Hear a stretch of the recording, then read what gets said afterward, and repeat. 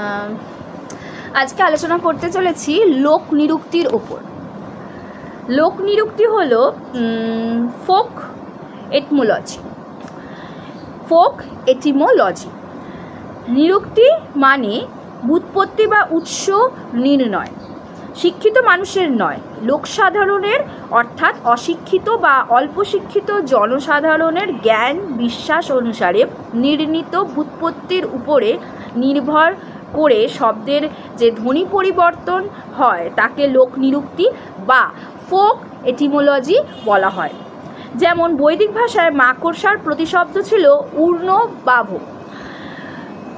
এই মূল শব্দটি বভ ধাতু থেকে এসেছে, কিন্তু বিশেষজ্ঞদের মতে এই বভ ধাতু পরে অপ্রচলিত হয়ে যায় এবং লোকসাধারণের মধ্যে এই বিশ্বাস গড়ে ওঠে যে মাকড়সা নিজের নাভি থেকে সুতোর মতো একরকম লালা বের করে তা থেকে জাল রচনা করে।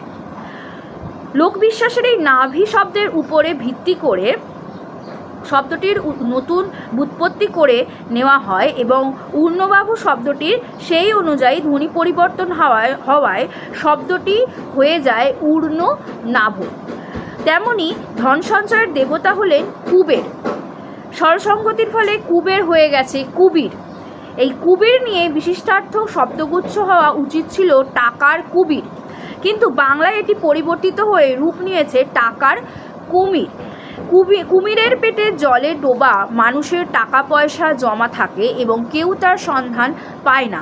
এই লোকবিশ্বাসের ফলে কুমির শব্দের উপরে নির্ভর করে শব্দটির নতুন ব্যুৎপত্তি ধরে নেওয়া হয়েছে এবং শব্দগুচ্ছটি হয়েছে টাকার কুমির। এই রকম আর্ম চেয়ার হয়ে গেছে আরাম চেয়ার বা আরাম কেদারা।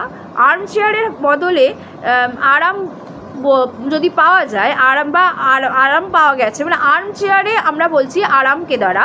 আর্ম চেয়ারে বসলে আরাম পাওয়া যায়, এই ধারণার বশেই কিন্তু এই আর্ম হয়ে গেছে আরাম। সুতরাং লোক নিরুক্তি অর্থাৎ ফোক এটিমোলজিটা হলো যে আমাদের যে শব্দটা আমরা প্রথমে ব্যবহার করছি সেটা কিন্তু অবশ্যই আমাদের মানে লোক প্রচলিতে আমাদের মানে প্রত্যেক দিনের প্রচলনে মানে মুখে প্রচলিত ভাষায় আমরা সেটা কিন্তু অন্যভাবে উচ্চারণ করছি এবং সেটা কিন্তু যেমন আমাদের মাকড়সার ক্ষেত্রে যেটা বললাম বা কুমিরের ক্ষেত্রে যেটা বললাম, টাকার কুবিরটা আমরা বলে থাকি টাকার কুমির, সেক্ষেত্রে কিন্তু অর্থও চেঞ্জ হয়ে যাচ্ছে। যেহেতু কুবের হলো আমাদের ধন সম্পদের দেবতা, সেই ক্ষেত্রে কুবেরটা কুবির হয়েছে এবং কুবির হওয়ার ফলে কিন্তু আমাদের সাধারণ মানুষের জনসাধারণ